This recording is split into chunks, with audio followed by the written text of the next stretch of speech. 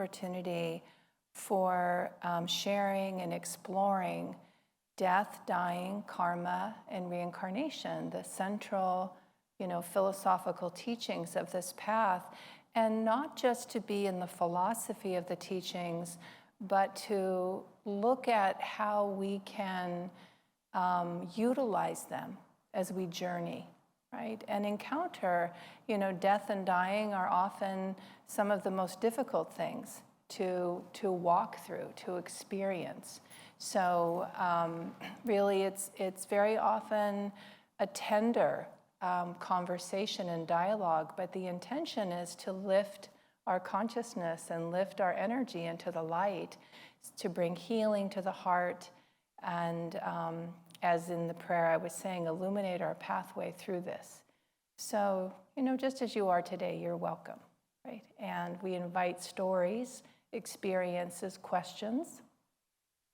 And Shanti and I will just respond as we feel guided, right?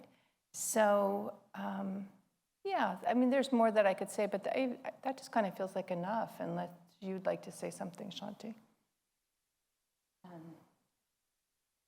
Oh, okay. I have a few things that I would like to say at some point tonight, just issues around death and dying that have come up in my work, really, over this last week or two. But I don't want to do it until we have the opportunity to see if anybody here has questions, comments, sharing an experience. It's somehow a little more difficult when the group is smaller. Mm-hmm. And boy, we never know. There were 35 people here last month, and here we are. But here we are, so it's perfect. But let's just give a moment and see if any of you want to talk about anything and take a conversation anywhere. Otherwise, I'll share a few things and get us going. At any point, please feel free to comment or ask a question, whatever you'd like to do.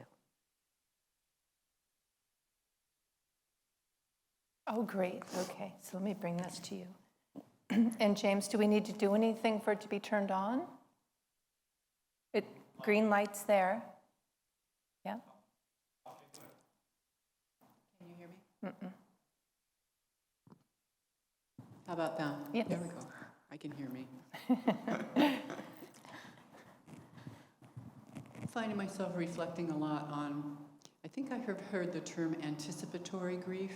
Oh, yes. So that would be so that you're with someone who is declining, or someone who has been put on hospice, or perhaps any other big changes that may be coming down the pike. You can feel them coming, or you see them coming, or you know they're coming. And the grief that we are with, as we're even in our own bodies are experiencing changes in our own bodies, for instance. So, yeah. What was the first word that you... I think I've heard the term anticipatory. Anticipatory grief. And what are you saying about it? Or are you just asking that we talk? Just asking if we could, reflect on it together. Mm-hmm. I think that this flows into one piece of what I wanted to share tonight. I think all of you know, we've probably talked about it in here, though I don't remember, because we've talked about it so much. Ronnie Ferreira, who came to the community, she was diagnosed with gastric cancer last summer or late spring, and immediately, as soon as the diagnosis came, knew that she was not going to want a lot of treatment. She was a hospice worker in hospitals a lot, knew what that diagnosis meant. Whatever her studies showed, she knew it was going to be she did not want to take the route of trying to treat the disease because she felt it was untreatable, but rather to live and then die consciously. So she took care of all of her business. She lived in Half Moon Bay, sold her place there, got all of her money in order. She did an incredible job of preparing to move to the community to pass here. That's what she wanted. So she did. She moved into an apartment in the community, and lo and behold, she kept living. And, you know, what was interesting about it, and one of the things that I wanted to draw into a conversation, two things came out of that for me. One was how difficult it was for many people that she kept living. It was very hard for them that she just didn't sort of get on with the business of dying. And I know that sounds strange, but it's really true. At one point, a couple of people wanted to speak with me, and they said to me, "You need to tell her to quit drinking water." And I said, "Why would I tell her to quit drinking water?" And I knew where they were going, and they were serious. I'm not making fun of them. You know, I've been around so many people who have passed. I mean, probably close to 100 that I've been right there. That's a very unusual circumstance. That's not true for most people. And they said, well, she's just keeping herself alive longer. Let's help her, but really make her go faster. And I think what was coming up for a lot of people is as they were watching this process be much slower than they had anticipated, whatever, that anticipatory grief was more than they could bear. Many of them have never seen anybody pass, yet they were committed to being there with her. Literally, for a long time, somebody from Ananda was with her 24/7. It was an incredible commitment that the people in the community made, a group of people. And how much it brought up for them, for certain people. I'm not saying everybody who was there and involved, but many of them, this incredible, it put them in touch with their fear of dying, with their own mortality. And when we talk about things here in a class, in a sermon, and we talk about, Swamiji has told us again and again, Masters told us, nothing changes. We just shed a body. It's like taking off a set of clothing. Next life, you put on new clothes. It sounds so easy. And then you come face to face with it. What does it mean to actually finish with all of what we're connected to here, with all of what we're attached to, with all of the only things we remember that we valued, and to get ready to put it all down and move on into some place that is completely unknown to us. And I think it just felt like it was worthy of some discussion. I'll add one more thing, then I'd like to open it up. This week, a client that I see, who I've been seeing for a long time, many years now, she has told me many times she has an absolute overwhelming fear of dying. And she says it to me. And then this week she said, when I see you next, I want to talk. I need to talk about this fear of dying. It terrifies me. I lay awake and she's not dying. I mean, she could die tonight, but she doesn't look like she's dying. Nothing's wrong with her that's going to kill her right now. And yet she lies awake and she worries about it. And I just thought we could talk a little bit about what is that for us? What is involved in that fear? What does it mean to anticipate consciously letting go of all of what we know? I mean, everybody in this room knows that what we see is not all there is, but most of us have probably not had an experience of being in that way beyond this body. Maybe some of us have, maybe some of us more often than others, but it's not where we live, and it's fleeting. It's very hard to let go of what we're attached to here. Extreme, harder than we think it's going to be. Why is that? What is that? How can we talk about it or look at it in a way that would help us not just let go when it's our time to die? I mean, let's face it, we're trying to die every day in terms of letting go of ego, right? who was it, St. Paul, who said, I die daily. So we're trying to do that, but also helping other people. As I look around the room, I know at least a few of you have had experiences where you've either recently or in the not too distant past been there with somebody when they're dying, somebody that you've been very involved with. That's a critical role to play. That's what I saw when Ronnie was passing. Many people who were by her side every minute couldn't stand it. It was terrifying. It was hard for, again, I'm not making fun of or criticizing. I'm just saying, could we help ourselves, even get ready to help each other, not just get ready for ourselves? So I don't know if anybody wants to talk a little bit about that. Fear, what are we afraid of? How can we help ourselves now to begin to work through some of that? Is it something we want to do, or would we rather wait and just jump in when the moment comes? Yeah, Ellen. You turned it off? Okay. And Shanti, is your phone on, do you know? One of our phones is beeping, so I can check mine. Do you know if the sound is on? Is that what that was? Yeah. I just put it on a vibrate. Okay. I don't know if it was mine that was doing that. So I know I'm somewhat afraid of dying, but I'm not terrified, I don't think. But what I am afraid of is... A little louder. What I am afraid of is a long, lingering death, because I've seen that and I've been witness to that. And that's something I would like to avoid. Can you say why? Do you have any, what's come to you? Well, I think it's because when you put yourself into the position of the other person, my mother as an example, but not the only one, it just looked so miserable. But now she didn't have, she wasn't an openly spiritual person, so she didn't have all of that going for her, which I think can be a big help at the time you're dying. But it just seems those long, drawn-out deaths just do not seem pleasant. They look harder, more hard to you. Yes, they look much harder.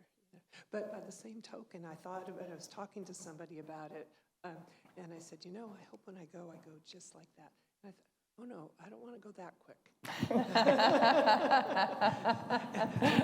So I'm not really sure. But the long drawn out part is the part that I have a fear of, Well, one thing I can tie that into, what stands out to me in terms of the anticipatory grief, right? Like what stands out to me about that, and I do have some experience when my dad died that does feel like that, where, I just was looking toward a reality that I didn't know how I was going to manage. And I felt caught somewhat in, I'm not in that reality yet, but it's coming very soon, right? Yeah, and so the difficulty of being in the reality I am in. And so I would say what I've learned over time, and this comes back to what you're talking about, Ellen, of that the more, it's often been said, God is in the now, right? So the training, and meditation actually is a profound tool in this practice of training the consciousness, training the mind to say, where am I in this moment and what is true right now? Because I don't have access to there in terms of the resources I need to manage it. And the picture of there, it really often can be so terrifying and daunting, and how will I do it? What will it be? How can I manage it? But in the moment, there is access to grace in that moment, moment by moment. And so what you're talking about, Ellen, to have a spiritual life, to call upon moment by moment, then what I'm contending with, it might be very uncomfortable for parts of it, but I've just watched how the life experience, even challenging experiences, there's movement in it. So it's not every second of whatever a long, lingering passing might be that that is a daunting thing to consider. But most of what makes it daunting is that it's there. It's over there. And, it's so to practice and cultivate how to be here. And what I've seen is also, the anticipatory grief applies to anticipatory loss of any kind. So, I was just talking with a student about the experience of she was challenged by everything going well. Right? So, it can happen. You're so used to getting through things. And so, we did laugh about it, but I said, it is an adjustment. It is. When you're used to taking on the challenge and doing the next thing, and suddenly you look in every direction and say, I think I'm okay. Yeah, I think so. And I shared with her a practice Chidambar taught me of practicing contentment 30 seconds at a time and doing it once a day. And look for the moment, 30 seconds in any one day where right now, I don't need anything to be any different than what it is. And what does that feel like to be okay, fully, completely content right now, just this moment, just 30 seconds, and release it, let it go. But the more that I practice that, the easier it is to be here, right now. And it's training the consciousness, right? Training it. So that's part of what stands out to me. Yeah. I'd like to just add this. I'll add one thing, Yeah. if anybody else. What you're saying is the essence, I think, of all of it. It really is the be here now. It is all of what we're training for, to be right in a moment. So once you're in the moment, you're not looking at that whole broad spectrum. It's not as difficult. And I remember many, many times people wanting me to tell them how long their loved one had. Yeah. It's a very common question. Mm-hmm. And I learned very quickly, probably after a couple years of practicing medicine, I would never give anybody an estimate because I said, you'll be angry with me if they leave sooner.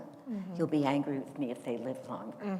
Mm-hmm. People get set as opposed, and it was true. Mm-hmm. I wasn't really trying to be funny with them. It's like, if you would feel terrible if you didn't see your mother before she died, come right now.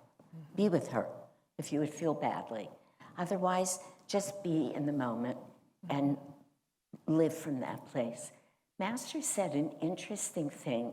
There's a couple things that I find helpful around that because since I was a very little girl, have prayed that I would die of cancer and that it would take a long time. That's very interesting. Isn't that interesting? Yeah. Because I always wanted to have the opportunity to get everything kind of exactly in order with people mostly. That's how I felt. I wanted to be able to make sure that I could do that consciously. So I've always wanted to take a long. I'm just saying to you, we could change places for a while here. But Master said when you're leaving the body, he said there's 3 seconds when it's hard. 3 seconds, that's all. And he said it's hard for 3 seconds. But since I've read that and heard him say that, I've thought, it's been years, I've always thought, I can do anything for 3 seconds. Right. And it's actually very relieving. And the truth is, these days, you don't really have to be too uncomfortable. It's very different now than it used to be. I'm not saying people don't suffer. Christina and I were just talking in the car. Barry's been in severe pain for 3 years, day and night. Steve was in pain. So, it can be, I'm not saying it can't happen, right. But there's many reasons why people feel pain and many reasons why they suffer and how they suffer.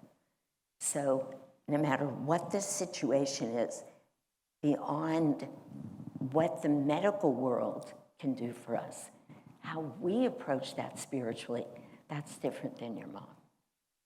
And that's really very freeing, actually. But being in the moment is really... Does anybody else have anything they want to say about it? Yeah, you want to...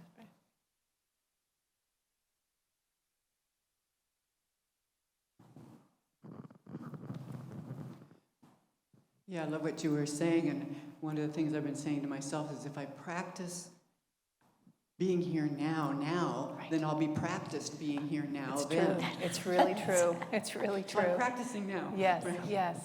Yeah, it's beautiful. Yeah, and Shanti was reminding me, and I remember this experience, I've had it more than once, because it is lovely as a practice, and sometimes it's hard.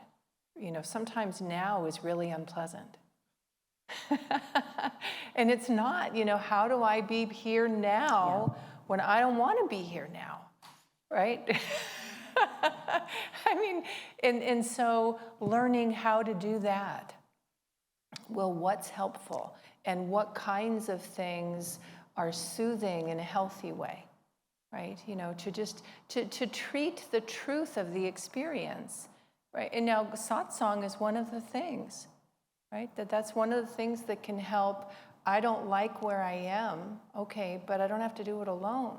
And sometimes I will say for myself, and Asha's talked about this in terms of she's noticed that, you know, when people go through a difficult time, they'll disappear. And she's like, you know, when you need us most, when you need friends the most. I recognize that inclination in myself, right, is to just withdraw, like, and kind of wait till it passes. It's sometimes an okay choice, but mostly it's not the best choice. Mostly, and this is where seva can be really helpful, where, and kind of choosing and getting help with the kind of seva that's not too demanding for interaction. Because if I'm having a hard time, I don't really want to be talking, right? But it'd be okay to kind of be next to someone doing something, right? And someone was just telling me today they had this experience of this where they could be around others, not really engaging in conversation, but they weren't alone. And it was soothing, right? So in fairness, the moment isn't always where I want to be.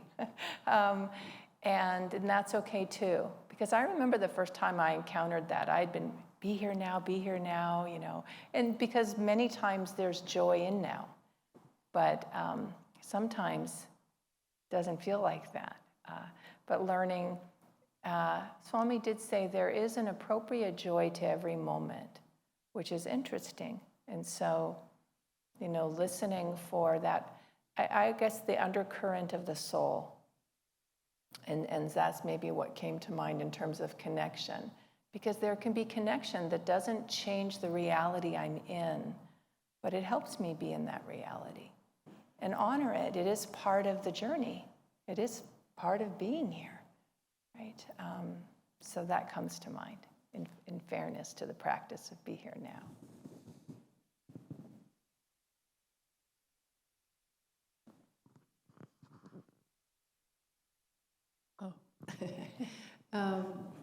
I lost my mom about 25 years ago, and she had pancreatic cancer. And so when she was diagnosed, it was a month after my first book came out, and I had this whole book tour all across the country that I was supposed to do.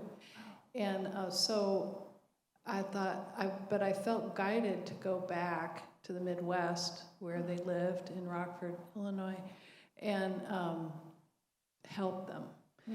As well as then I could just do my book tour thing and come back, you know, so it made sense. So I went back just for a weekend and said, is it okay for you guys, do you need my help? And my mom, you know, was like, cried and said yes. And so I went back. And then I would go on my book tour and I'd come back and I'd go to New York, I'd go to Chicago, and I'd come back and I'd how you doing, Mom? You know. And because she had pancreatic, which is very, at that time, there was really no cure for it. There was nothing they could do. Right. It could have been 3 months that she would live. And she was already, she said, you know, my liver looks like Swiss cheese. So I knew she was already way beyond just the pancreatic cancer. It was all over her system. So anyway, I kept coming back and kind of anticipating, like, you look good. You're not any worse, you know? And in communication, which is kind of the way my family works, they talk through other people and then you get the message. And so my sister contacted me and said, so are you anticipating Mom's death, like when you come back? Because she mentioned. And so then it really kind of forced me to see I needed to just be in the moment with what was going on, wherever I was, whether it was Pennsylvania or Chicago, and just had to sit with Mom and be with her where she was. And she didn't go for 15 months. I had anticipated just being there a few months, but then I ended up living there for 1.5 years because that's what she needed and what my dad needed. So it was a really big kind of lesson in forcing me to see, okay, her timing is her timing. It's not yours. And so just be with her where she is and how it's going to work for you during the time you're there. So that was a big lesson around, it was the hardest time, but big lesson around it. And help me to get in the moment in a bigger way. Beautiful. Thank you, Robin. There's another very important point that you bring up, Robin, and that is that we remember that every single soul will leave this body at exactly the right moment. And the right moment, which often we can know nothing about. That was very unusual then for somebody with pancreatic cancer. I mean, as you're saying, it's really unusual. And yet, I feel that was part of the discussion that I was looking for too with Ronnie, is we are not in charge of that, and very often we're imposing our needs, our fears, the way it's inconvenient for us. I remember Asha also speaks very much about when her, trying to think if it was her mother or her father now, it was her mother was dying, and she was up and back to Southern California a lot. And she was praying, just take her. That was her prayer. It's time, take her. Why is she suffering? But then she realized she wasn't suffering. Asha was suffering. I mean, she talks about it in sermons over the years. I've heard her mention it a lot. And it took a long time for her to come to that realization that we can be of so much help and support to the soul. You know, we're not talking about what's going on in the, like, the inconvenient, the painful, the lack of sleep, the physical world. We're talking about what is happening with that soul, to be able to support each person and let them know, not in words, but by being there, that you know that's between them and God. And it's always worked out perfectly. So what you say, you come back, you're still here, you're still looking so good, and I know exactly what you're describing. But for each of us to remember that, I remember when Tushti was dying. Tushti had, what kind of cancer did she have? She had, was it pancreatic also? You're sure? I knew it was a GI cancer. Anyway, yeah, she wouldn't die. She didn't die, you know? They sort of rallied the troops. Asha moved up there. They moved in with Dive and Gangamata. Surrender and Tushti was a big thing. We're going to get ready for her to die. And she lived, and she lived, and she lived. I mean it. It was that. And finally, Asha, or maybe it was Diva, said to her, what are you waiting for? They asked her, why aren't you dying? Not that they needed her to, but it was weird. She was like skin and bones and nothing physically, you just couldn't imagine. And she said, I need to die consciously. She could never tell them what that meant to her. So we can think about it, but we don't know.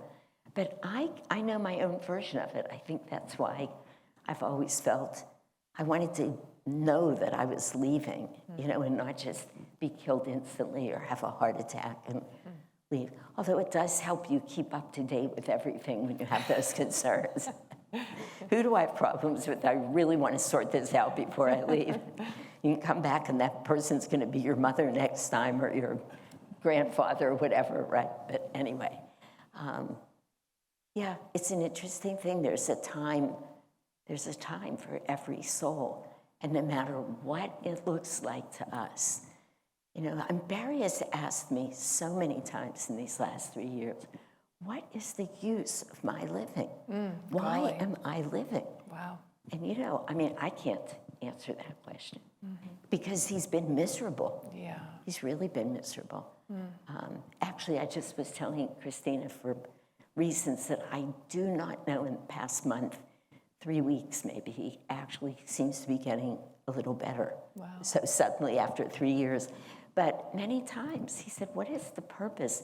He was asking me, and I said, what can you say? It's just not time for your soul to leave. I can think about a lot of business that he might have had left to do if I wanted to take somebody else's inventory, but I never would say that to him. What do I know, really?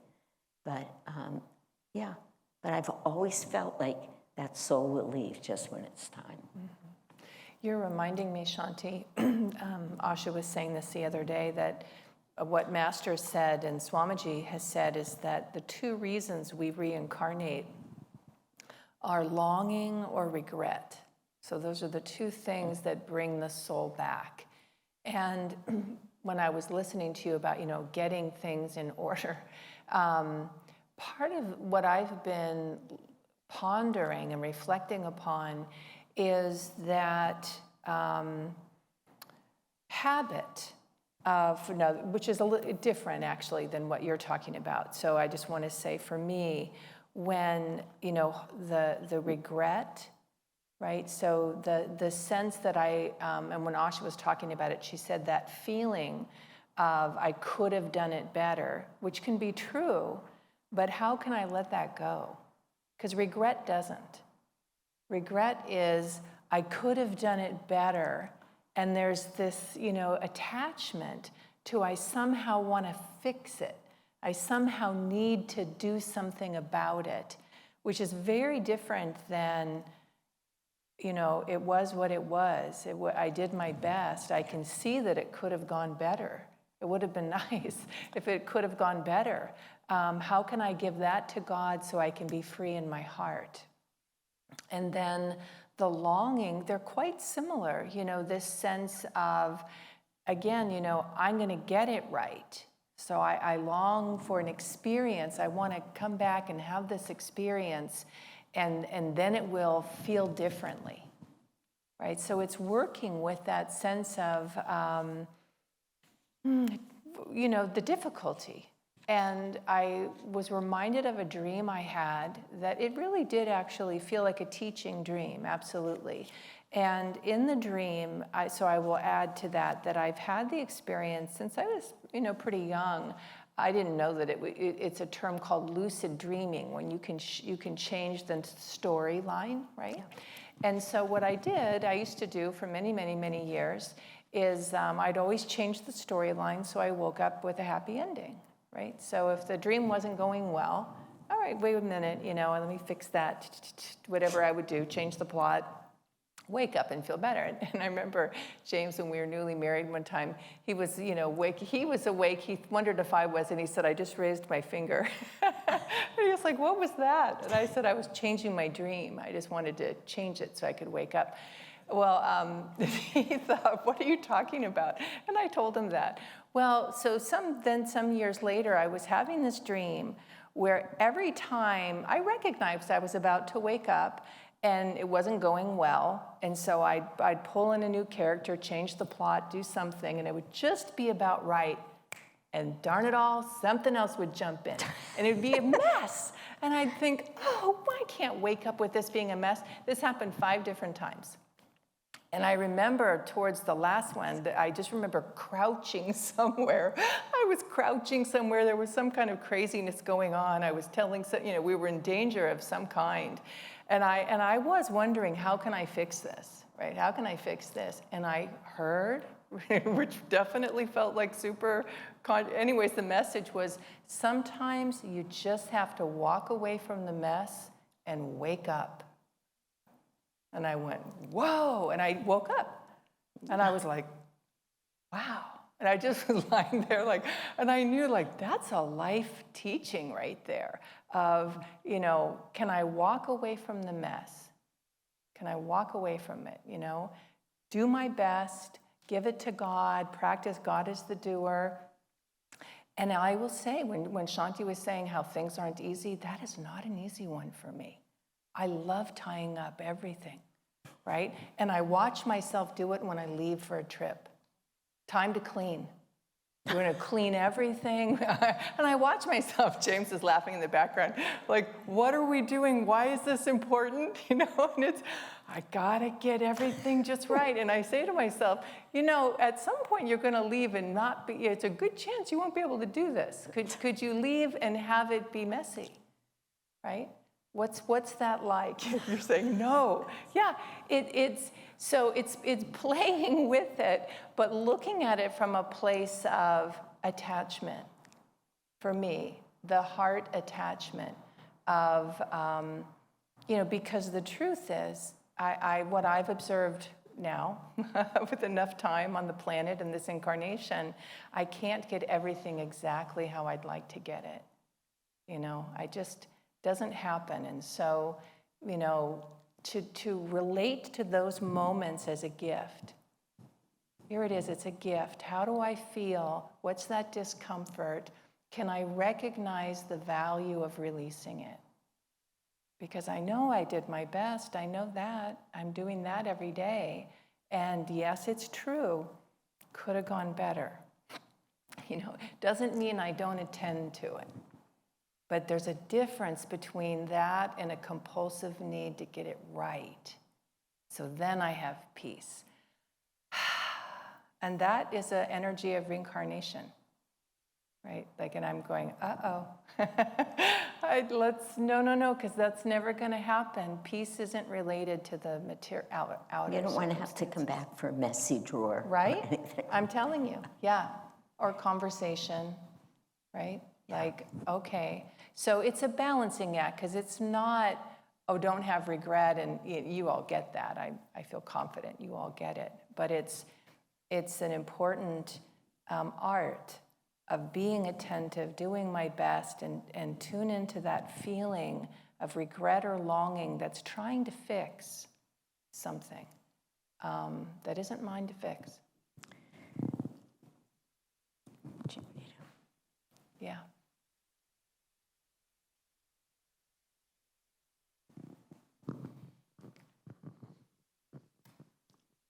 Some of you will know, or maybe not, that I am in the midst of this situation, and my life partner is declining and has been for 3 years. And I just wanted to say how much the invisible assistance of my Guru Bhais, how important that has been. Wow.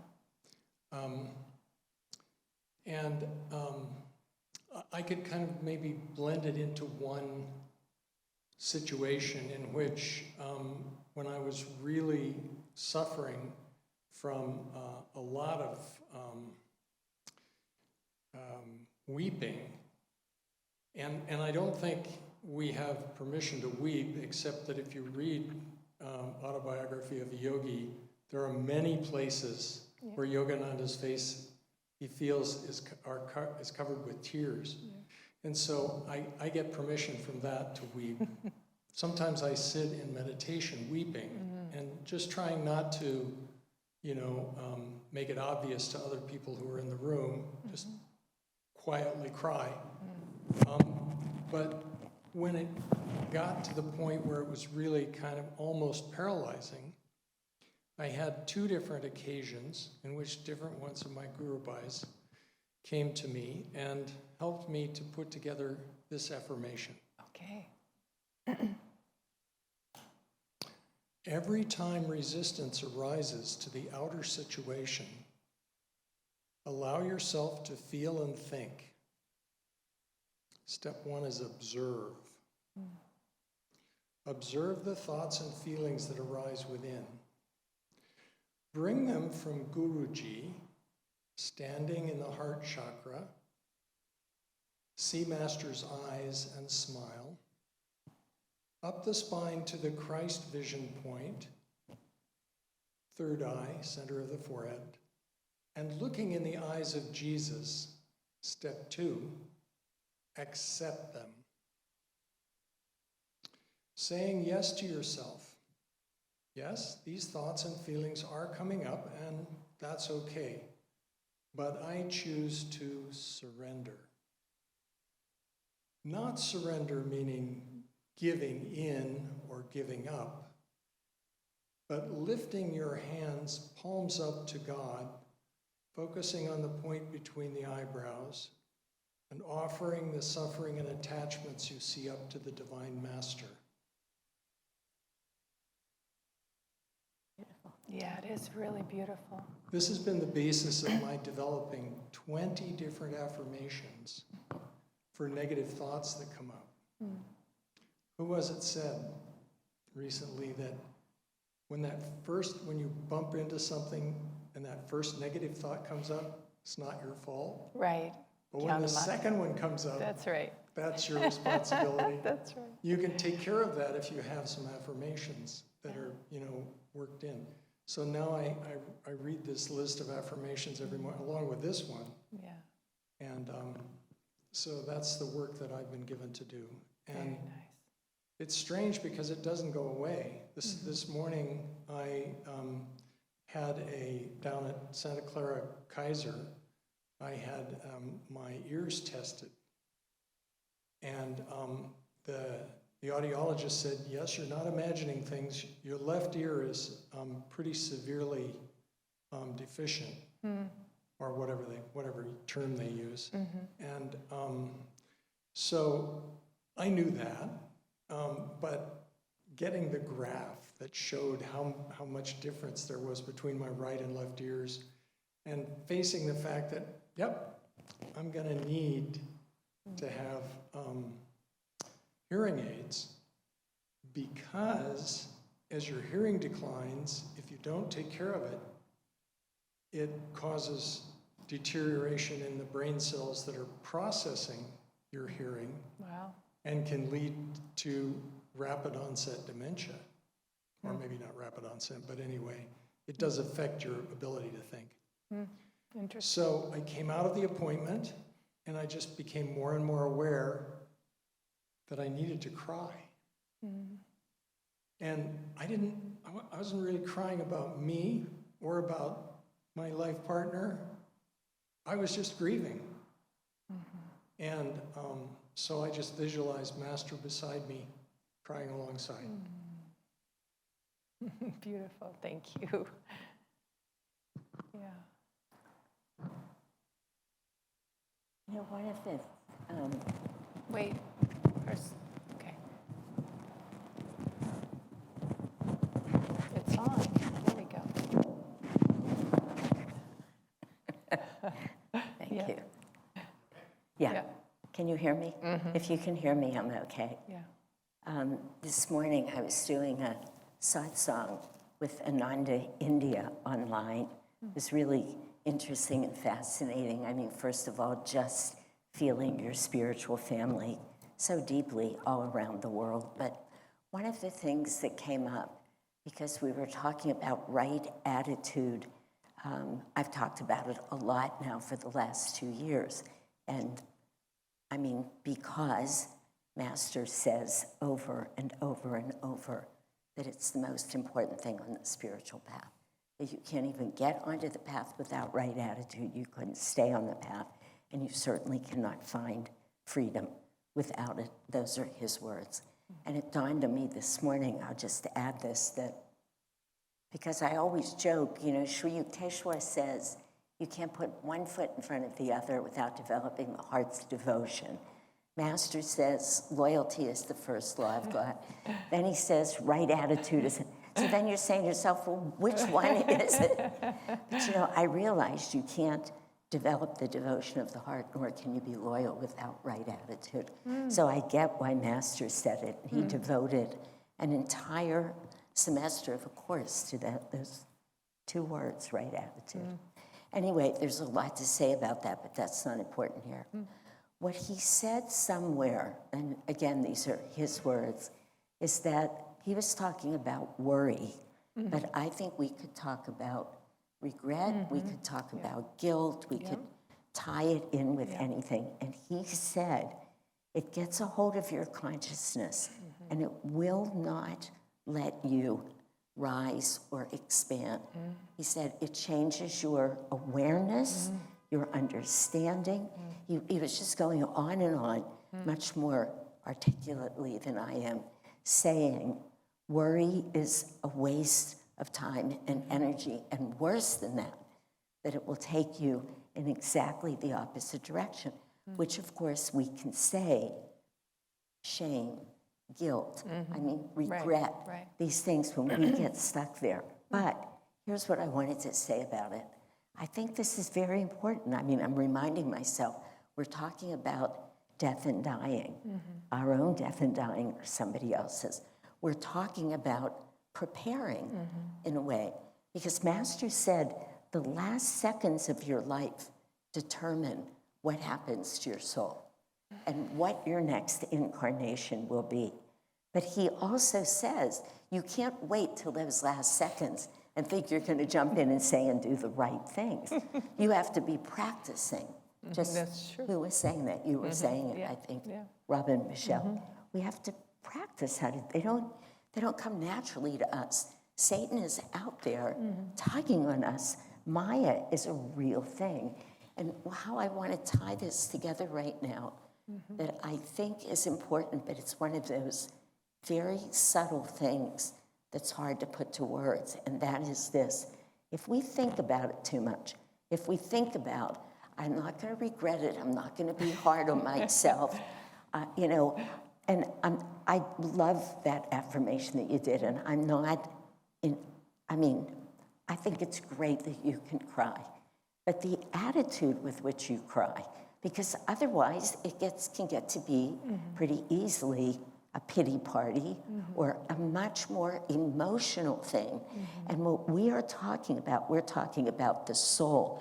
So I want to say with all of these things, what Master said, and Joe Tish repeats this all the time, the instant you see yourself, the instant going in one of these directions that will take you away from your soul's true nature, away from the light, away from God, and into Maya or emotions. So if it's emotional and not devotional, stop it.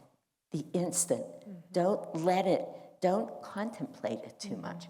If you contemplate it too much, it won. And he says this. He says immediately. That's why that beautiful scene from the oratorio with Satan's coming on and telling everybody how great he is. And then Christ says, get thee behind me. And he creates a spiritual, bodyguard for everybody. He's saying, you guys all get behind me. And he deals with Satan because the draw is real. And I think in this discussion, I just wanted to add, just do it. Push it away. That's not where I'm going.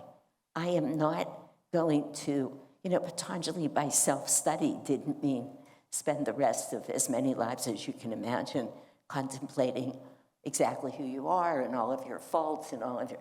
He meant take a look, see it, be honest, move on, give it up, give it back to God. I think you said those were very important to quickly raise the energy. Otherwise, we are stuck in it. It's an interesting thing. And just when we talk about these emotional things, it's a very slippery slope here, a very fine line. Right. So, Well, I'm reminded in part of your affirmation where you talked about looking at Christ's eyes, right? And, you know, you were talking about the spiritual eye. And also, I appreciate you bringing up the challenge of aging, right? The challenge of the body changing. And I remember when James was diagnosed with cancer, with prostate cancer. So anyways, we were in some process of going for a checkup and after surgery, and so we go to the hospital, and as we were leaving, and I was walking with him, and I feel like you had an IV with you. I don't know if you did, but somehow that was in my mind, but maybe you didn't, right? But maybe others because of where we were. And I remember I had the thought, so is this our life now, right? And boy, did the energy drop. Right? So is this our life now? I mean, it could have been. It could have been, for sure. And then I thought, well, okay, if it is, because I could feel, whoa, like the downward pulling of that, right, notion. And that future, anticipatory, what does it mean? And so I bet you there was a tear. Right? Maybe there was some tears in the car. Crying, No, she's not. She's not. You're not. I know you're not. But the reason I'm sharing it is because of the opportunity to take that and do as you're talking about, like, and it's certainly what Shanti's talking about. How can I lift this up? And how can I lift it? How can I say, all right, basically is what you just said, like, don't go there. Like, I was definitely being invited into something. It was downward pulling. It was a heavy, sad reality, right? That caught me off guard. I mean, it just, all of a sudden there I was and I felt it. And I remember going, taking a breath and just saying, okay, well, the truth is I don't know, right? That's a scary thought. And the mind can do that. So is this it now, right? Well, that's a thought. I don't know. The reality is, Shanti, I think you've done such a wonderful, to me, my observation, such a wonderful job of embracing aging. So it's like, okay, I really practice. Like, okay, there's an age spot. Okay, there's this, like whatever it is, like, yep, the skin's. I remember those days when I noticed one. Yeah. They're far behind. More than one. But the practice of how to do this, because that's the point, is that there are these experiences in this culture that is hyper-focused on youth and hyper-focused on external, ease and external reality being just so I can feel okay, right? That it's not easy to say, there's nothing wrong, right? And that's the greatest, to me, that's the reality of saying yes to karma as it is unfolding. And I recognized in that moment, well, maybe. I mean, the thought came in, it was daunting. And I just said, okay, maybe, but let's call on God right now, then. Let's call on God, because if this is, and as it turned out, dress rehearsal. Just rehearsal. I mean, I don't know. Well, next time, maybe it's me. I don't know. I mean, that's the navigating of the journey here. But so I appreciate both the sharings and Shanti, you saying that. Well, I do want to say, though, Gito, and I did feel, because I was feeling it, I'm sorry, but I felt in the room maybe we were a little we weren't emphasizing that. The rising. The rising. Mm-hmm. However, in your affirmation, where you go from Master's eyes to Jesus's eyes. Right. I mean, I was listening. That's it. To me, that would be the phrase, that whole paragraph there. Mm-hmm. So I feel like that affirmation that you created, I just want to say this out loud, is beautiful. Mm-hmm.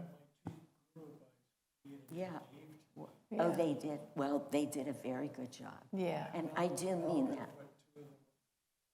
separate things. Yeah. Yeah. Yeah. I mean, it is beautiful, and it's exactly that. And there's a lot of fine lines in life. And you know, cancer's not the only. No. Life just presents. I was just telling Christina. Yeah. Who would have thought 3 years ago I woke up one day and that was it? Suddenly I was a full-time caregiver. Right. And I'm saying to myself, I'm not a caregiver. I don't do the dishes. I don't clean the floors. I don't want to do the laundry. I Yeah. don't want to be helping somebody shower. I mean, really, it's shocking. It's like, whoa, I have a life here. But then you realize, you know what? This is your life. That's it. And it's how am I going to spiritualize? Use this as grist for the mill. Literally, I can't tell you how many times in his teachings on right attitude. Because right attitude is just a phrase, but he breaks it down into courage, into serving the God in each other, into always putting God first. He has 5 categories to help us understand. But how many times he says, every single challenge that comes to you in life, every one is an opportunity for spiritual freedom. Every master, in his words, he literally says that. And he says, in fact, you have a spiritual responsibility to meet those challenges in an by uplifting your consciousness to embrace it.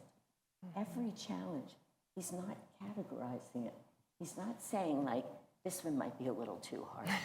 No, he doesn't say that. And it's, you know, it's sobering. It is. But on the other side of it is every single challenge holds within it the possibility for freedom. Right. So when we get there, when we actually start serving God, it's all God. And I just said to Christina, it's a privilege. That's how it feels now. It's a joy. So, and I keep wanting to bring this back to this preparation for us to let go of, to let die that which is holding us back. Right. That's what we're talking about. Right. It's also, it's relevant literally. Somebody else is dying or when we die. But moment by moment, like Master said, don't think you'll get to those last 2 minutes and just do the right thing. We will not. Satan's waiting right there too. But if we practice, we can. Then we have a tendency to go the right way. And also to ask for a lot of help. I remember when Christy was dying, Edith Stara's wife, Christy. That was so powerful being with her almost every night that last week. She really did not want to go. In a way, she just closed her eyes and went inside. Some of you know this. I mean, I was trying to relate to her where she was. Did you know, Christy, she was a very beautiful woman, and it really mattered to her that she was a beautiful woman. I mean, she was vain. She was really into that. Yeah. And her music. And so I just said to her, Christy, I want to tell you, honey, maybe this is going to help you leave in a bit. She was totally unconscious. Didn't say a word for 3 days. But I kept saying to her, you look so gorgeous right now. You look stunningly beautiful. I just felt like, you know, that's what was going to help her go. But we really do need to prepare. And when you watch this and somebody isn't prepared, they die differently. They just die differently. Anyway, that's just Chittamania. Yeah. Yeah, I don't know if this is for everyone, but in your meditation, you can practice this. And what you do is once you get into meditation, you go deep and do your exercises. Give everything up to God. Yeah. Just give it all up. And that's a real struggle, and you will feel it. And then fear will come up and this and that and the other thing, but you just keep giving it up, giving it up, giving it up. And then there's a stillness that shows up. So I'm not sure this is, you know, something that we can all do, but you can definitely consider moving in that direction because you will get old, you will get sick, you will die. Right. It's just, It's true. the Buddha said it. Yeah. Right. So that's where we're going. Right. And if you give up everything, Yeah. sometimes something truly amazing shows up. Yeah. Thank you. So important. It can be terrifying Right. because you're ready to go into the tunnel and your ego, whatever, says, oh, I'm going to die. Right. You just keep giving it up and then that Yeah. thing goes away and you're Yeah. just, It's beautiful, Chidambar. Thank you. Yeah. Yeah. Yeah, Swami, I mean, you were just in this conversation reminded me, one of the things he said is as you wash your body, just recognize it's leaving, it's impermanent. And I mean, these are practices to have a different relationship with the material realm. It's in a sea of a different message, right? That's the thing. In the mass consciousness, it's a very different message of difficulties wrong, illness is wrong, challenge is wrong. So it makes it harder, right? And satsang like this and other opportunities to be in a context that is showing us how, that it isn't wrong. And, within us, that I just love what Shanti was saying. There's every moment is an opportunity for soul awakening and freedom, and really, especially the challenges. I mean, I know for myself, that's when I need God the most. Right? It's absolutely clear in that moment. Wow, okay, now I really need you. I want you all the time, but right now I really need you. And those prayers can be so deep and powerful because of it. Anyone else? Yeah, James. I was thinking of several tests that I've had, and there's a commonality. But if I go back to the anticipatory grief, is that the right phrase? And I can never remember. I know Vivekadevi, you'll remember what grief is. Love. Oh yes, that has lost its a place to express. A place to express it. Yeah. So if I think about it in terms of that I hold anticipatory grief is I'm expecting to lose that love that I'm directing there is they're going to die or whatever. If I go back to my tests that in one sense, the first one, when I was not very spiritually evolved, I failed. But the others I've increasingly gotten better. And it's that love that's the commonality. So going back, you talked about the cancer diagnosis. That for me was actually relatively easy to get through all of it. But I had a strong support of everybody here, of Ananda community, of love. That I felt it, that I felt safe there, but even more importantly, love with God and gurus. Yeah. It was very active, the seva that you were talking about. If I go a little bit further back, when my mom had her own 15-month journey of pancreatic cancer, it was very long, drawn out. Yeah. Different siblings, so on, had more or less difficult time with that whole journey. I think what I was doing, I was less conscious because I was of this fact, but I was able to just, every time you recall, I was just loving her in that moment, just whatever it was in the moment. It wasn't about the love that I'm going to lose or it's no longer what it was. It was like, it really was the now. Yeah. But there was another instance that you'll also remember. It wasn't about death, but we were having a very difficult time. I retreated, just like you were talking about earlier. I didn't feel safe. With you, yes, but in the rest of our life, we weren't a part of Ananda Palo Alto at that point. It was very early in my spiritual life. And I retreated from my family. I didn't feel the safety of the love. That was the one that I sort of failed. I wasn't directing love. I didn't have a place to serve God in that sense. And so if I look back at those things, and other examples as well, that expression of love, which is a little bit of, you didn't use that term, Jito, in that affirmation, but I felt that in what you were talking about. That's how I practice the day, the now, the being present now. That's very helpful for me. And I hope that's what will happen come the time. Nice. Yeah.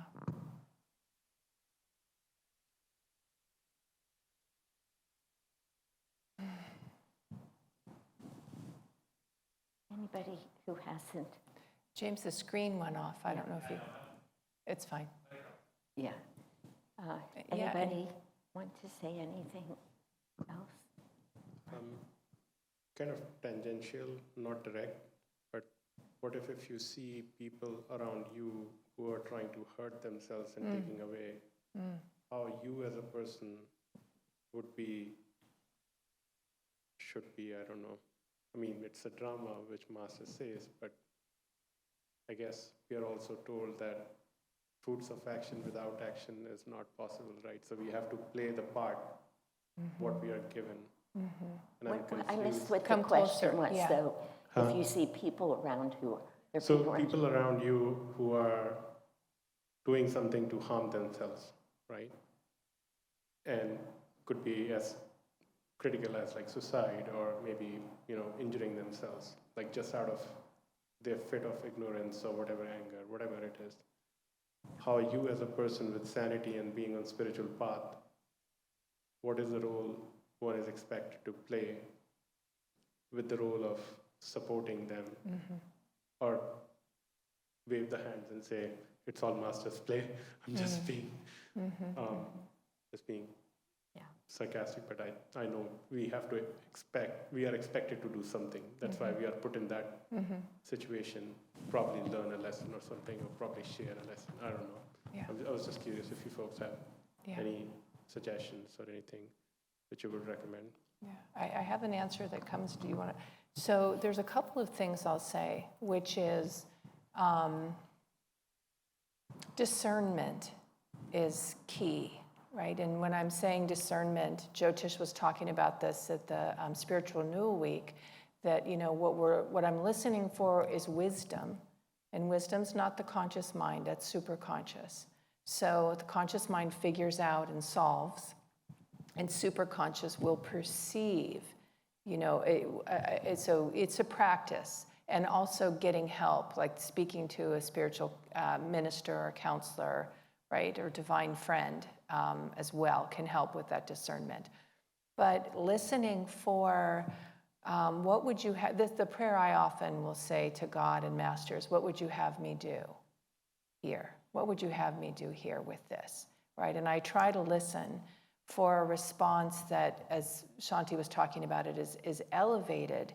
And the difference between when someone's hurting themselves, I will say for myself, it so quickly pulls at the heart, right? It so quickly pulls at my heart.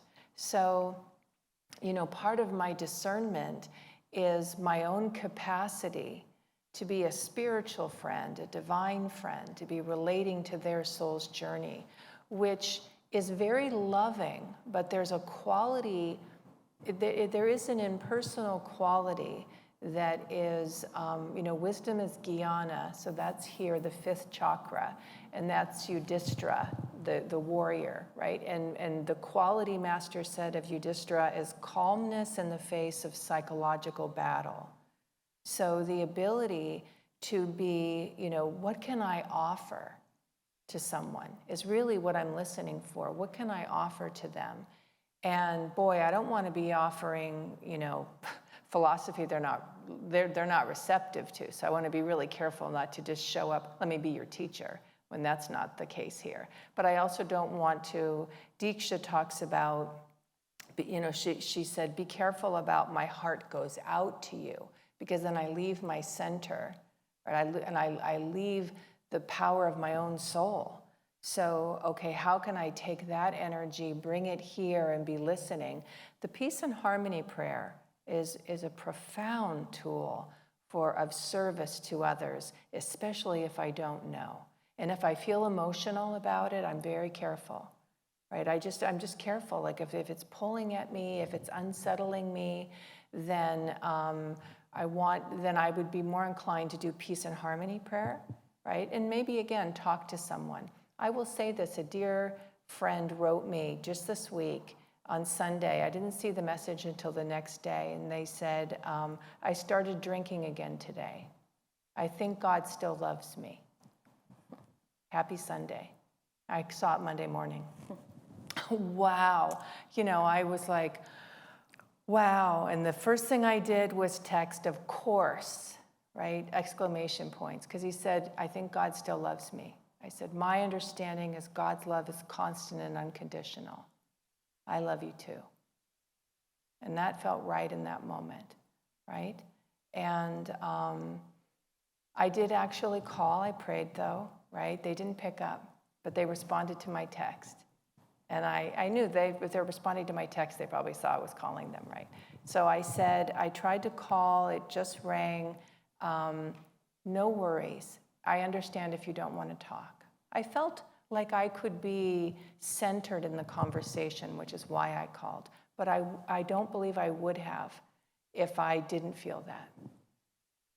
And it's not, it's, that's a big question. It's an important question. How do I meet the suffering of another? How do I encounter that? And especially the way you framed it of, I'm seeing someone hurt themselves. So what is that soul's journey?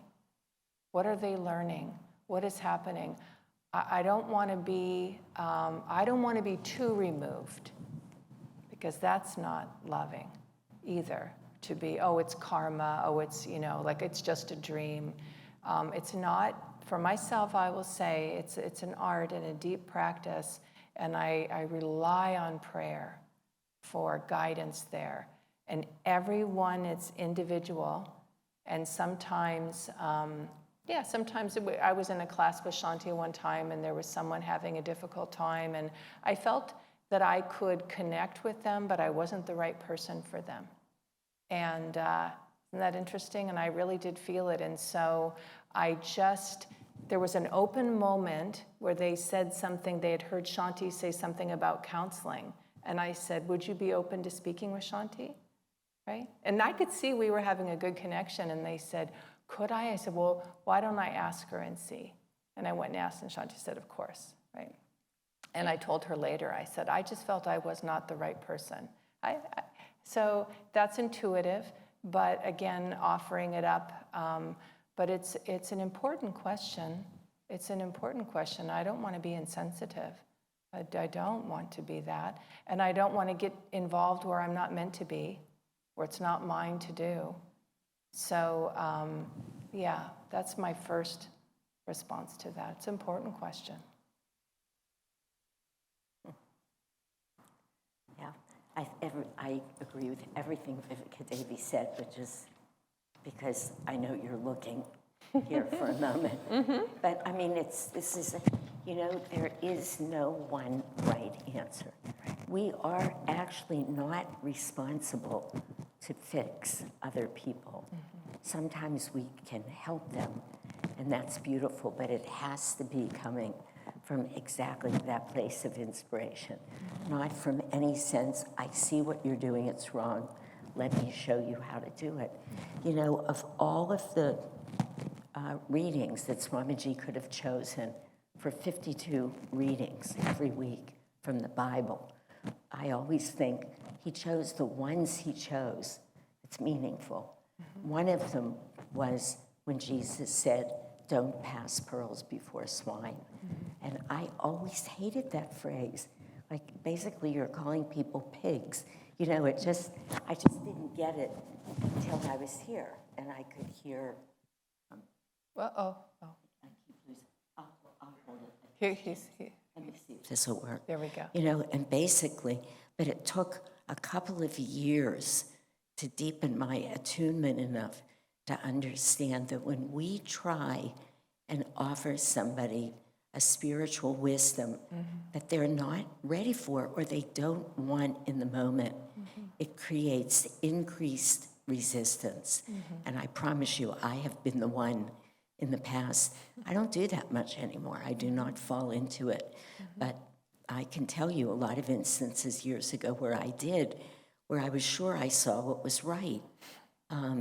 And I tried to show people that. And it's the most absurd thing in the world. All they did is figure out better arguments to why it wasn't right. Mm-hmm. It's like if Vivekadevi had tried to talk to her friend, right. or talk her friend out of drinking right then, right. or talk him down, mm-hmm. as we say sometimes, mm-hmm. it would have been horrible. Probably would have led him to drink more and longer. Right.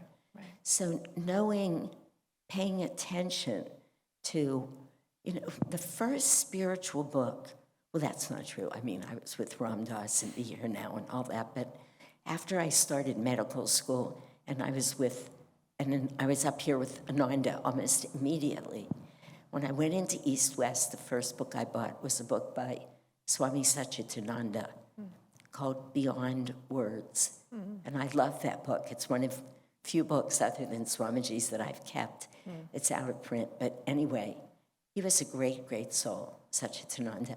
And he had this simple, I didn't understand at the time, I thought it was such a goofy image. He said, if you're walking along and you come across a scene where there's a fire, and you know you really want to do something, but what you happen to have in your hands is a can of gasoline, you don't put that liquid on the fire. It sounded silly to me, but it's not. Isn't it? Yeah, it stuck with me. Wow. That was 1980, and that little phrase, because it's just like what you're asking. Yes. What do I have to offer here? What's being asked for? And so we don't just say, oh, this is all up to Master. But there are times where we say, this is Master's work. He'll have to take care of it. But you have to, discernment is the perfect word. So, and sometimes knowing the exact situation, this is where personal spiritual counseling or friendship can come in, because it really varies situation by situation, and it varies in terms of who we really are. Are we somebody who can actually help somebody in that circumstance? Help them in this way again, because that's all we're interested in. So we have to ask that question. Okay, we went way over. I didn't think we were going to have a class tonight, and here we are. Do you want to close us out? Yeah, let's just spend a couple of moments in silence.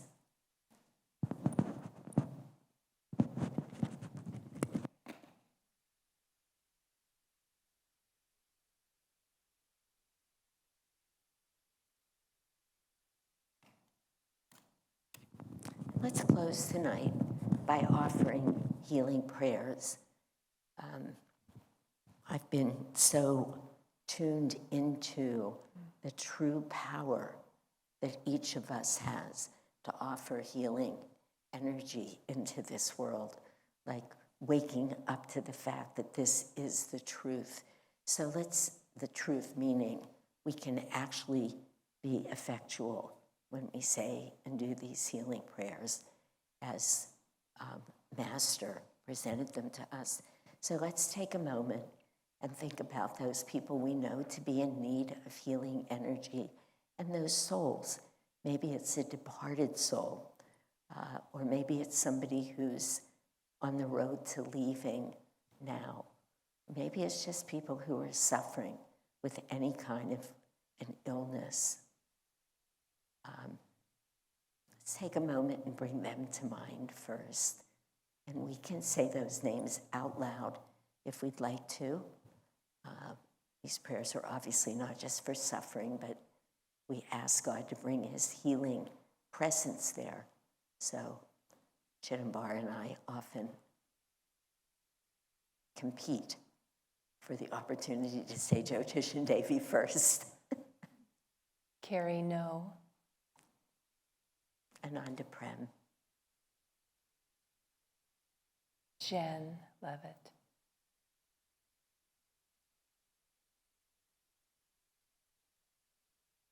Puneet and Divya. Penny Nielsen Klein and her family. Kristen Jacobson.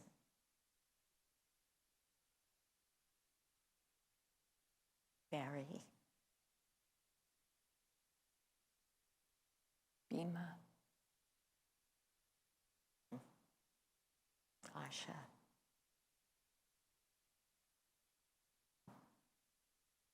All of those involved with this situation, with the community, all of the owners, all of us who live here, all children of God, let's hold them in the light.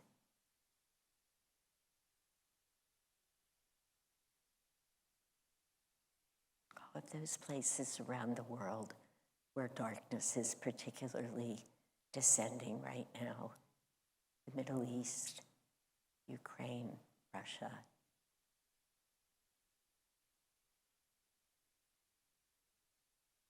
All those on our healing prayer list around the world. And for all those in need everywhere, let's pray together. Divine Mother, Divine Mother, Thou art omnipresent. Thou art omnipresent. Thou art in all thy children. Thou art in all thy children. Manifest thy healing presence. Manifest thy healing presence In all bodies, minds, and souls. in all bodies, minds, and souls. Let's rub our hands together, feeling the energy that we are. Feel that energy spreading out, encircling the globe as we chant Om, the healing power of Om, 3 times. Om.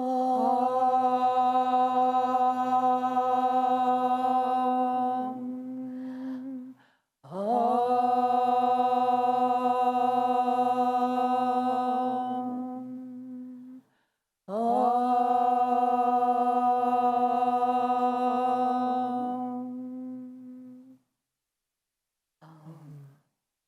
Peace. Shanti, Shanti, Shanti.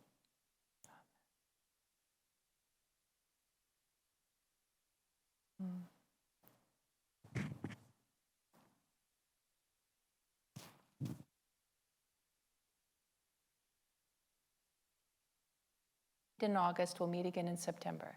So we'll send you that date. That's it.